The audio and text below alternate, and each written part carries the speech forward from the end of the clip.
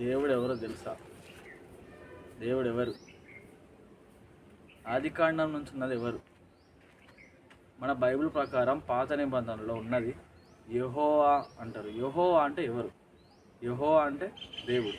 మరి యేసుప్రభు ఎవరు? యేసుప్రభు దేవుడు.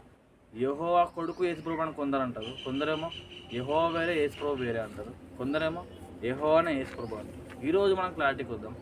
అసలు దేవుడు ఎందుకు తండ్రి, కుమార, పరిశుద్ధాత్మ అని 3 రూపంలో చూపెట్టిండు మనకి? ఎందుకు కనిపించింది అట్లా? దానికి కారణం ఏంటి? మనము ఆదికాండం 15వ అధ్యాయం 1వ వచనం చూసుకుంటే అందులో ఏమని ఉంటుంది? చదవండి. ఆదికాండం 15వ అధ్యాయం 1వ వచనం. ఇవి జరిగిన తరువాత యెహోవా వాక్యము అబ్రాహామునకు దర్శనమందు వచ్చి, అబ్రాహామా, భయపడకుము, నేను నీకు కేడము, నీ బహుమానము ఆధిక్యమగని చెప్పాను. ఓకే, నీ బహుమానం అత్యధిక మగును అని చెప్పిండు. ఏమని? అబ్రహామా నిన్ను కేయడము. ఎలా కనిపించిండు? వాక్య రూపంలో కనిపించిండు. వాక్యానికి రూపం ఎట్లుంటుంది? వాక్యం అంటే ఏంటి? నేను మాట్లాడేది వాక్యం. ఇప్పుడు వాక్య రూపంలో దర్శనం అంటే నేను మాట్లాడుతున్నానంటే నా నోటి నుంచి మాట వస్తుందంటే నాకు ఒక రూపం ఉన్నది. అది నా పేరు అక్షయ్. అట్లా వాక్య రూపంలో యెహోవా వాక్యము అబ్రహాం దర్శనం వచ్చింది. యెహోవా వాక్యం ఎలా కనపడుతుంది? మోషేకి కనిపించని దేవుడు కొండపైన అబ్రహాంకి ఎలా కనిపిస్తాడు? వాక్యం రూపంలో వచ్చిందంటే ఆ వాక్యం అనేది ఎవరు అనేది మనకి యోహాను సువార్త 1వ అధ్యాయం 1వ వచనంలో స్పష్టంగా ఉంటుంది. ఏమని ఉంటుంది?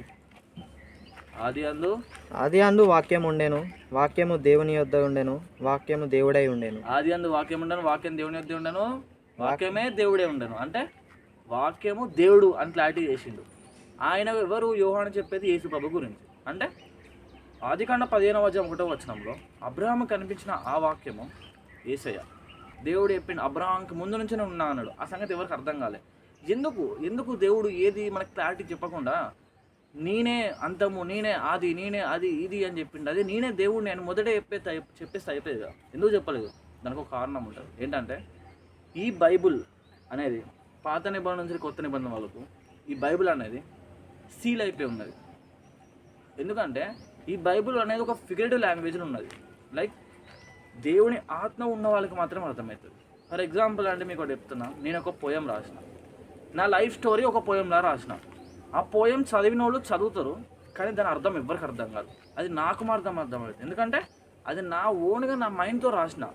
దాని చిక్కులు, దాని మార్పులు నాకు మాత్రం అర్థమవుతుంది. అదే నాలాగా ఆలోచించి ఇంకొక వ్యక్తి ఉన్నాడు అనుకో, అతనికి కూడా అర్థమవుతుంది. ఎందుకంటే నేను ఎలా రాసినా అతనికి చెప్తేనే అతనికి అర్థమవుతుంది. కాబట్టి దేవుడు ఎట్లా రాసిండు బైబిల్ని అది మనకు తెలవాలంటే, దేవుడు ఊహించుకునే ఆ ఊహ మనకు రావాలంటే దేవుడు ఆత్మ రావాలి.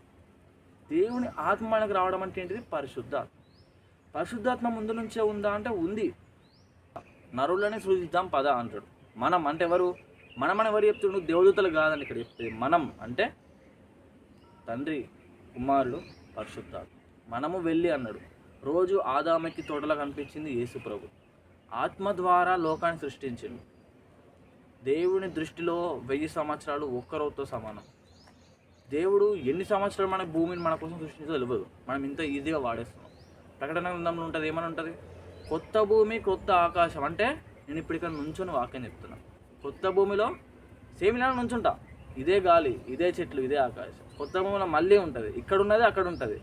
కానీ ఎందుకు నువ్వు ఈ భూమి కోసం ప్రయత్నించద్దంటే, ఆ భూమిలో ఉండేది ఏంటంటే ఆ భూమిలో ఆనందం, సంతోషం, సుఖం అన్నీ ఉంటాయి. ఎందుకు ఈ భూమిలో లేదంటే ఈ భూమిలో కూడా ఉంది. ఆదాము అవ్వని పండు తినకు అని చెప్పిండు. పండు తింటే నువ్వు నిశ్చయంగా చచ్చేదవు అని చెప్పిండు. అంటే పండు తినకపోతే యుగకుని బతికేవాళ్ళు. అంటే ఇది కూడా ఒక పరలోకమే.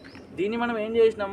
దేవుడు చెప్పిన మాట వినకుండా మనకు ఇష్టం ఉన్నట్టు రోడ్లు వేసుకున్నాం, మనకు ఇష్టం ఉన్నట్టు బిల్డింగ్లు వేసుకున్నాం, మనం ఇష్టం ఉన్నట్టు చెత్తను వేసుకుంటున్నాం. ఎందుకంటే ఇది మన తెలివి, మన జ్ఞానం వరకు ఇది నీట్నెస్ ఉండదు. కానీ కొత్త ఎట్లుంటుంది అంటే యుగములు జీవించేది అది దేవుని జ్ఞానం. దేవుడు తయారు చేసే లోకం ఎట్లుంటుంది అంటే దానికోసం మనం ప్రయత్నించాలి.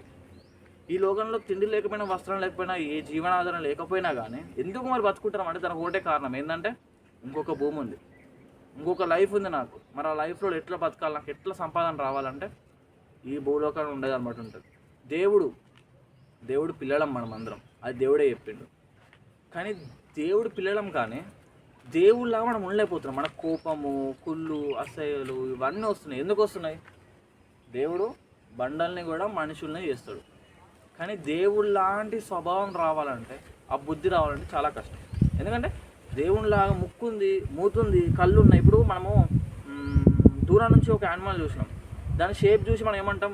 అరే అది కుక్కరా అంటాం, ఇంకొకటి అది పిల్లిరా అంటాడు. అంటే దాని రూపం చూసి చెప్పగలుగుతాం. మన రూపం చూసి ఈయన ఎవరంటే దేవుడు అని చెప్పగలుగుతాం. ఎందుకంటే మన రూపం దేవుని రూపం కాబట్టి ఈయన రూపం చూసి ఈయన దేవుడు అని చెప్పగలరు. మీరు దైవంలనియో, ఇది మీరు చూసుకొని చదువుకోండి, మీరు దైవంలనియో, మీరు సర్వోన్నతిని కుమారులనియో నేను మీకు చెప్పుచున్నాను ఉంటుంది. అంటే దేవుడే చెప్తుండే ఏమని? మీరు దైవములు అంటే మనని దేవుడు అంటుండే. దేవుడు మనం దేవుళ్ళం ఏంది? అసలు మనం దేవుడు భూమి పుట్టించిందే మన దేవుళ్ళని చేయడానికి. అది మనం తెలుసుకోకుండా ఈ లోకం కోసం, ఈ కారు కోసమో, బండి కోసమో, ఇల్లు కోసమో, అమ్మాయి కోసమో, దానికోసమో, దీనికోసమో, ఎందుకు ఇదంతా పనికిరాని? మన ఫ్లెష్ యువర్ హాఫ్ బాడీ అన్నాడు. మన ఇంకొక హాఫ్ బాడీ ఉంది. అంటే మనది ఒక బాడీ కాదు, మన హాఫ్ బాడీ. మనకు ఇంకొక హాఫ్ బాడీ దేవుడు సృష్టించిండు. ఆ హాఫ్ బాడీ వచ్చేదాకా వెయిట్ చేయాలి. వేరే హాఫ్ బాడీల కోసం ఎతకద్దు, మన హాఫ్ బాడీ మనకు వస్తుంది. సో వెయిట్ చేయాలి. ఓకేనా? వింటుర్రా? హాఫ్ బాడీ కోసం వెయిట్ చేయాలి. దేవుడు మనకి అన్నీ పెట్టించిండు. ఈ ఆదం అవ్వలు కూడా పెట్టించిండు. కానీ ప్రతి ఒక్క పండ్లు తినడానికి అన్నీ ఉన్నాయి.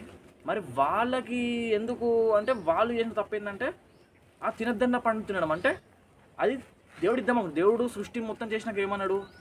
అంత సృష్టి అంతా మంచిగా ఉందన్నాడు. అంటే సృష్టి బాగుంది అన్నాడు.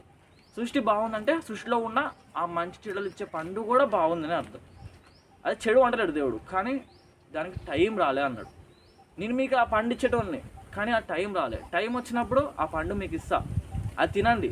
టైం రావాలి దానికి, అప్పటిదాకా వెయిట్ చేయండి. ఆగలే. ఇప్పటికీ మనం కూడా టైం కోసం ఆగట్లేము. మనకి పెళ్ళి కాకముందే గర్ల్ ఫ్రెండ్లు, లవర్లు.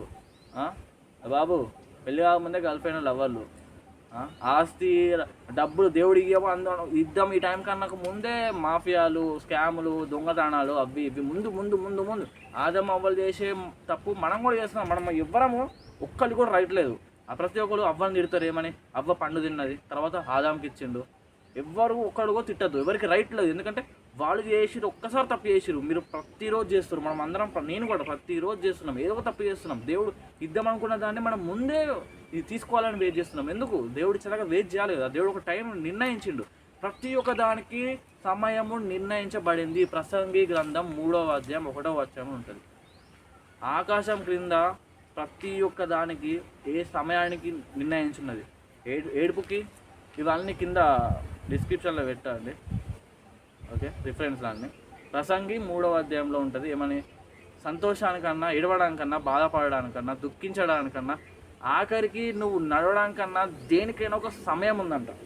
అంటే నీ భూమి మీద నువ్వు పుట్టముందే దేవుడు ప్రతి ఒక్కదానికి ఒక సమయం పెట్టి ఉంచిండు. నీ ప్రతి ఒక్కదానికి సమయం ఉంది. అదే కాకుండా నీ తల వెంట్రుకలు ఎన్నో దేవుడు లెక్కించున్నాడంట. అంటే దేవుడికి పని పడలేదా? దేవుడు ఎందుకు మన తల వెంట్రుకలు లెక్క పెడతాడు? నీ తల వెంట్రుకలు నువ్వు జస్ట్ ఇలా పట్టుకొని వెనుక లెక్క పెట్టలేవు నువ్వు. దేవుడు నీ తల వెంట్రుకలు ఎన్ని, అలా రాలిపోయిన ఎన్ని, కొత్త ఎన్ని, చిగురించి ఎన్ని లెక్క. ఎందుకు? ఆయనకు పని పడలేదా? అంటే ఫుల్ పని ఉన్నది. కానీ ఎందుకు అంటే ఆయనకు అంత ప్రేమ ఉన్నది. నువ్వు ఎన్నిసార్లు నుంచున్నావు కూడా దేవుడు లెక్కిస్తాడు. కీర్తన గ్రంథంలో ఉంటుంది. నువ్వు ఎన్నిసార్లు అడుగులు వేసిన వాళ్ళు లెక్కిస్తారంట. నువ్వు నీ తల వెంట్రుకలు ఎన్నో లెక్కిస్తారంట. ఎందుకంటే దేవుడికి అంత పిచ్చి ప్రేమ. ఎంత ప్రేమ అంటే ప్రాణం ఇచ్చేంత ప్రేమనా అంటే కాదు. ఎందుకు కాదు? ఆల్రెడీ ప్రాణం ఇచ్చేసిండు కాబట్టి. ప్రాణం ఇచ్చేంత ప్రేమ కాదు, ప్రాణం ఇచ్చేసినంత ప్రేమ. ఆల్రెడీ ప్రాణం ఇచ్చేసిండు. కొందరు ఏమంటారు? దేవుడు కాదు కదా, దేవుడు కుమారుడు కూడా వచ్చి ప్రాణం ఇచ్చింది. మరి ఎట్లా దేవుడు అని ఎట్లా అంటారు అంటే, ఇదే చెప్తున్నా. ఏంది? తండ్రి, కుమార, పరిశుద్ధాత్మ. దేవుడు అనేవాడు ఎవరికి అర్థం కాదు. దేవుడు మనలో ఉన్నాడు, మన పక్కన ఉన్నాడు, ఆకాశంలో ఉన్నాడు, పరదేశంలో ఉన్నాడు, ఎక్కడైనా ఉన్నాడు. ఎట్లా అంటే నువ్వు ఒక మాల్కి పోతావు. మాల్లో మీరు ఎప్పుడైనా గమనించిరా, 4 అద్దాలు ఉంటాయి. మీరు చూసినప్పుడు నీకు కొన్ని చెప్పలేము, ఒక లెక్కలేనన్ని నువ్వే మనిషిలాగా 10 సార్లు కనపడతావు. నార్మల్ ఒక అద్దంలో చూసుకుని రిఫ్లెక్షన్ ఒకటే కనపడుతుంది. కానీ మిర్రర్ 3-4 సైడ్స్ ఉన్నప్పుడు చూడండి, చాలా మిర్రర్స్ ఉంటాయి. నువ్వే చాలాసార్లు కనపడుతుంది. గమనించారు మాలు పోయినప్పుడు.